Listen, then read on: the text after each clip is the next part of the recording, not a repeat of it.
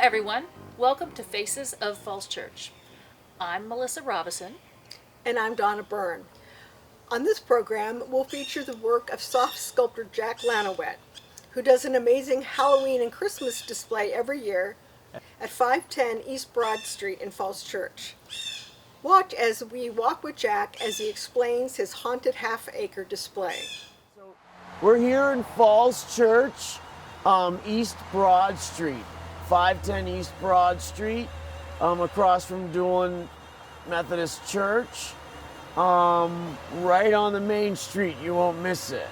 This guy's kind of your mascot? Sort of, yeah. He sits out here at Halloween, and I used to have him sitting out there at Christmas too. All right. So, All right. So what is his name? Well, I guess I call him Jim, because he looks like someone I know named Jim a little bit. How did you get started doing Halloween?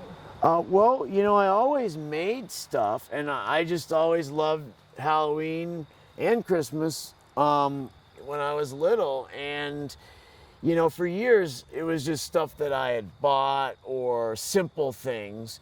But then when I was in college for sculpture, I started then experimenting and making a lot more props and that sort of thing. So then I could really improve my Halloween stuff. Instead of having to buy props, then I could make my own, and it became more original that way. And you know, with Halloween, there's really no limits. You know, you have your traditional Halloween stuff, which I have plenty of, and then you can have any other kind of monster. I've been doing this many years, but every year it's grown a little bit, so I have a lot of sculptures. All these types of things are my sculptures. The candy corns, Pumpkin Man, an internet troll.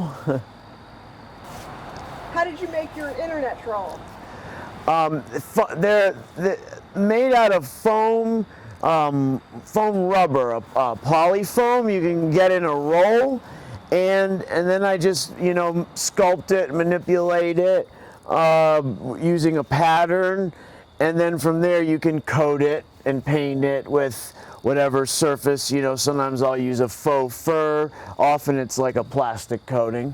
So these are the newest creation, the little coronaviruses. And what are the coronaviruses made out of? So they're made out of soft foam, poly foam, and with a plastic coating that you brush on, and then from there you can paint them.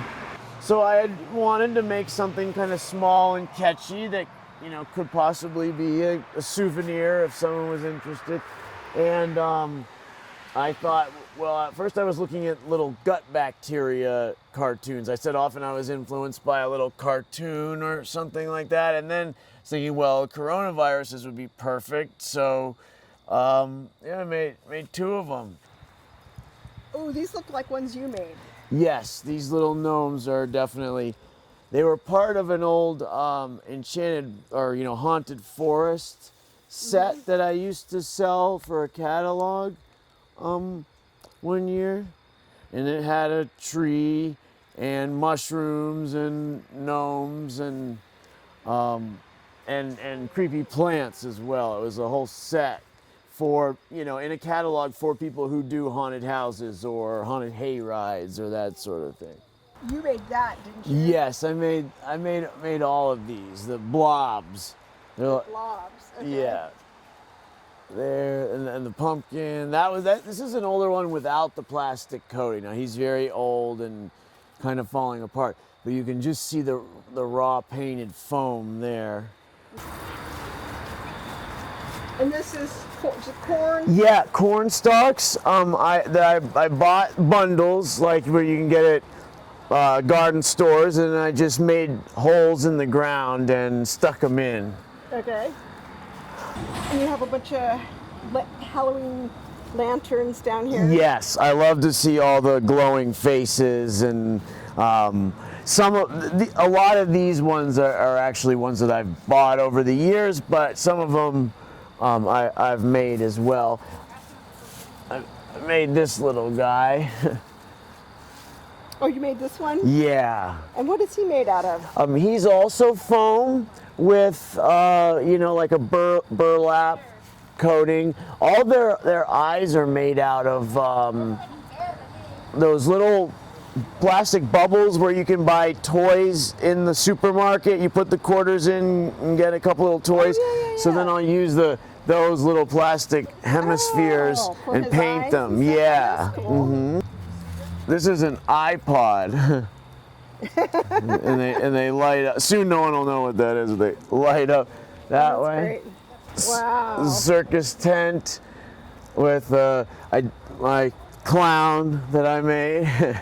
He's made out of the same foam, so soft foam. He's hollow. So he's like, you make a pattern, manipulate the pieces, you cut them and glue them together, and then he gets a plastic coating, hair, paint job, pom poms, frilly things here. So it's basically the same. I kind of stick to the same medium most of the time. The eyes are the same little plastic bubbles that I mentioned. But I have different thicknesses of foam as well. So most of the building comes from 1 inch thick, but then it gets a skin covering it that's 1/8 of an inch thick. But that allows you to make the features, so you can either carve them or put little pieces of foam on top of it. But then when you cover it with the skin, which is, basically thin like this, it gives that sort of wholesome look. So instead of like eyebrows looking like they've been glued on, that's why they look like they're a part of it. And the skeletons, of course, I didn't make. I've bought those over the year, but I did make this guy, the little dancing zombie. This is like a pirate, octopus pirate kind of sea monster thing. And then down there is pirate, so it's supposed to kind of look like water with that prism water effect thing. Oh, and right. and Okay. now I did not make the pirate ship, that was bought, but I did make the tentacles and the little sea monster guy. Oh, okay. I did make the tree. This is a weirwood tree inspired from Game of Thrones. Okay.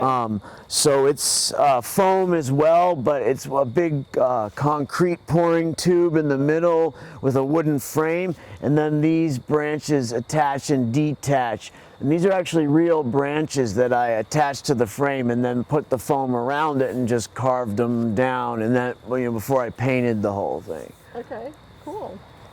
Cemetery scene. Yes. I used to just kind of put the gravestones wherever, but then I started to kind of organize them in different little areas, and that I think works a lot better. So tell me about him, because you mentioned him earlier. He The has fur on him. Yeah, faux fur, of course. So the Wendigo, this was not a from scratch piece, but it was basically a piece of combining different things. So it's, your run-of-the-mill plastic skeleton that, they look really neat. You can find them even at CVS if the season's right.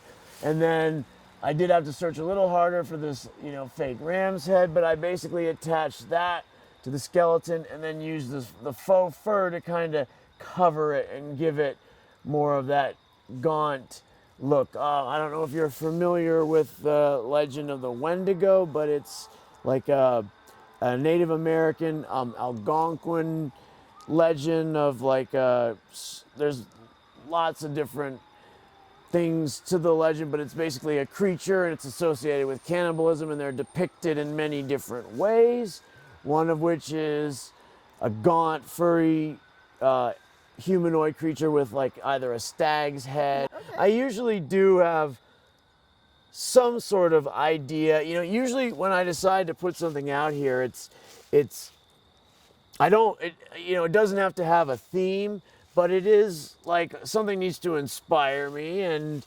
often sometimes it's usually it's a little picture, or like the internet troll was just a little meme. It was a cartoon meme of, a little troll at a computer, and then often I'll take that and turn it into a big sculpture, not looking at much at all like what I originally saw, but that's just sort of like an idea. I don't sketch.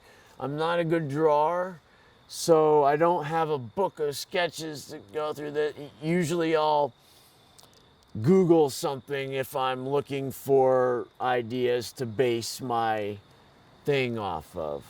The worm? Yeah. Okay, yeah. And you made him. I did, yes. And then what do you paint him with on top? So I start with, the coating is called Jack Sand. It's a plastic coating for anything from roofing to theater. And you brush it on, and it gives it that, the protective coating that you want. And then from there, I usually use spray paint for a base.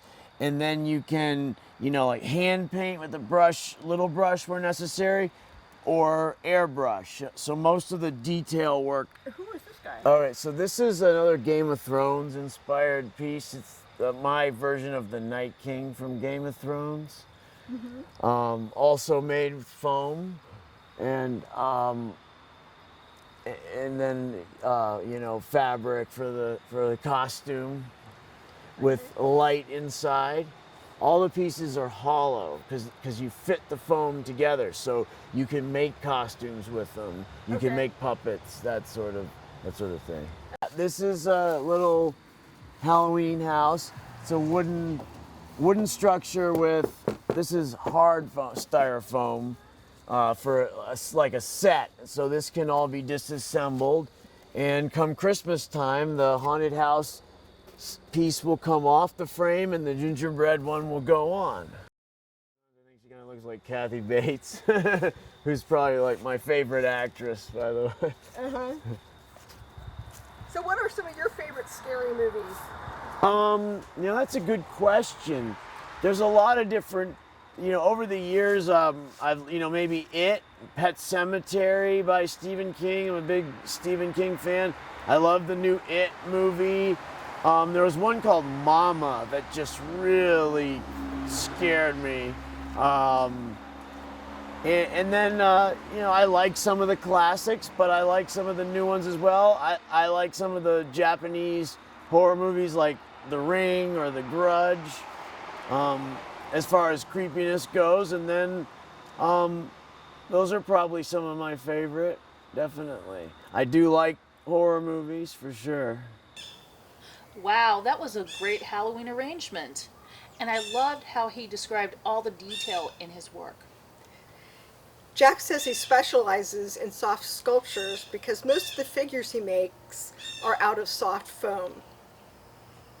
His Christmas display, called Polar Acres, which we also walked through with him, is just as impressive.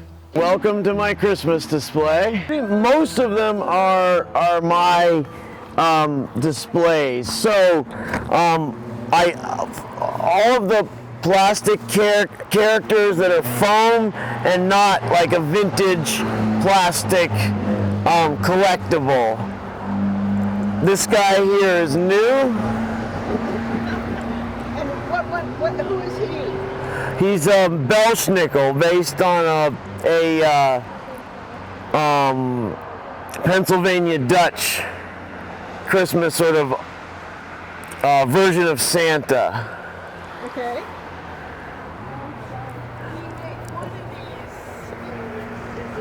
Did you make this one here? Yep, all of these, the elf, Santa, Mrs. Claus, and the house as well. Okay.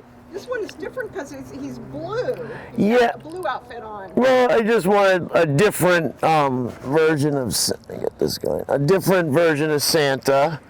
Not maybe a little more non-traditional version of Santa. Yeah, okay. And this is more of the snowy area. These snowballs are new this year. Penguin, I made the penguin. I've made all these characters as well. Polar bears.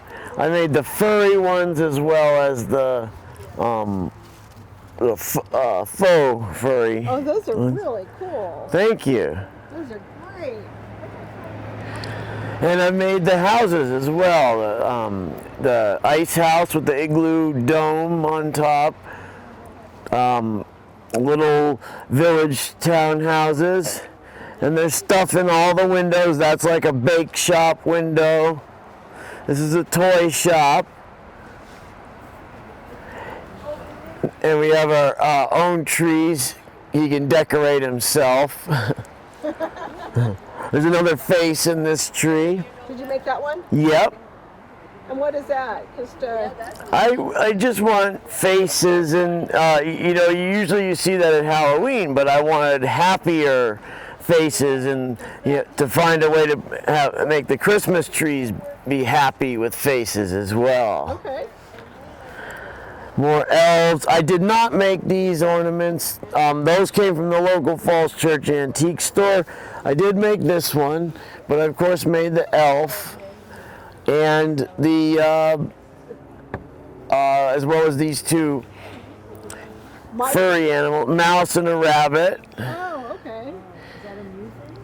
And then up in the tree you have a flying reindeer, an elf, and an owl. Where's the owl? Back in the tree behind the reindeer. Oh, okay. You might get a better view of him down Yeah. there. And then here's Whoville. This? Yes, all of these characters, these little Dr. Seuss style candy canes. You get the Grinch, Cindy Lou, and a couple of Who's. And then you have Thing 1 and Thing 2.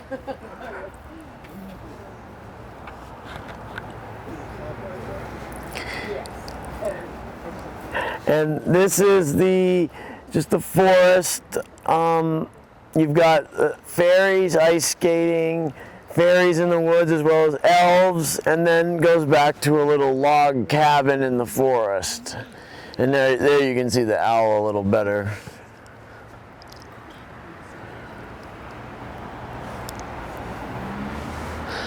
And then above you there's a star and the Moon Man.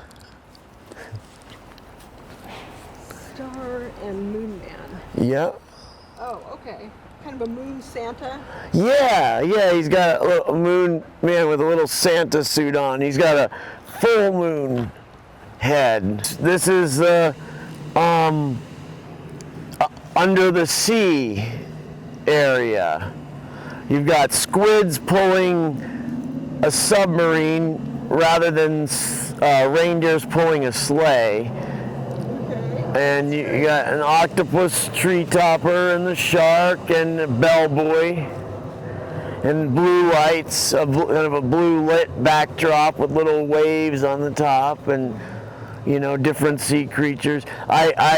I made all the big ones. I don't make the little ornaments. Those I've just collected over the years. And then we have some different nutcrackers here. Sleeping Nutcracker. He's sleeping on the job. I like to take traditional things and make them look a little more, just a little different. Make them not quite the same as you normally see, and especially this one. I did make the horse as well. And then there's a little pig back there.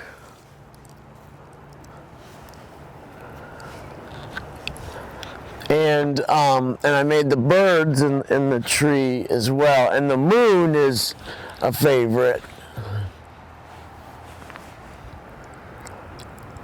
I also collect these vintage plastic blow molds, so you'll see a lot of those around too. Which of those?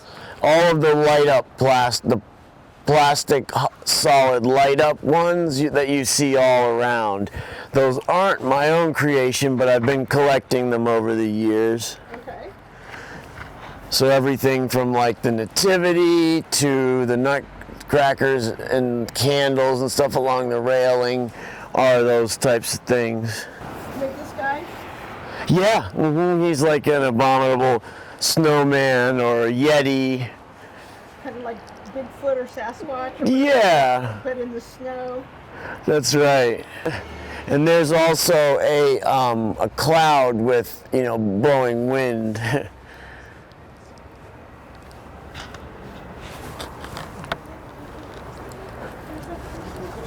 you make these guys? I did, yeah.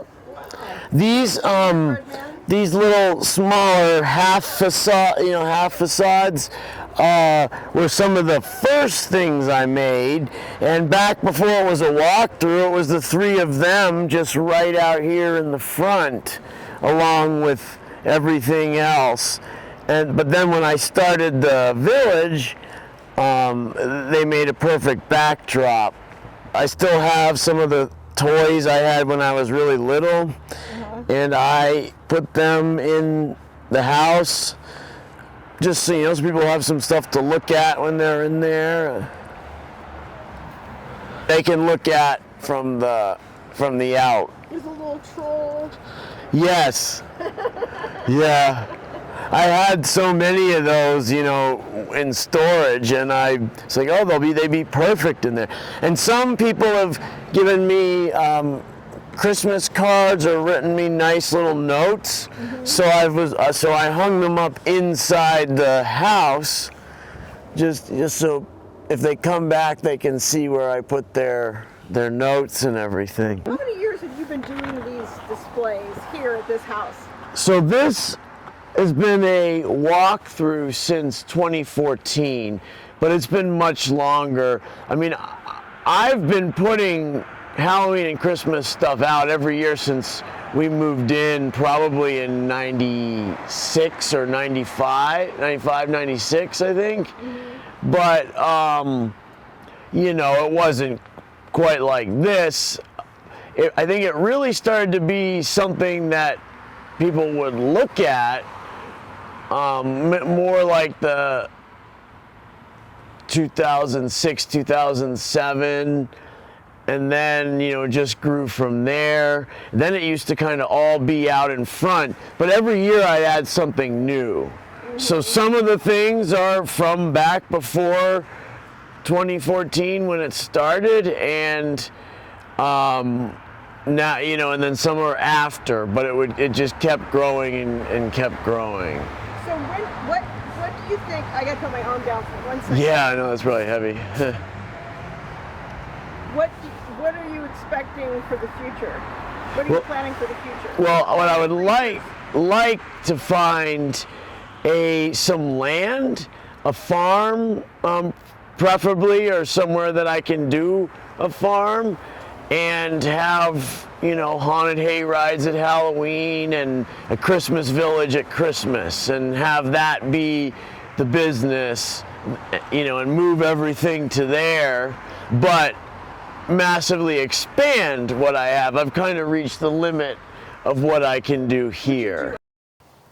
I love all those little holiday creations he makes.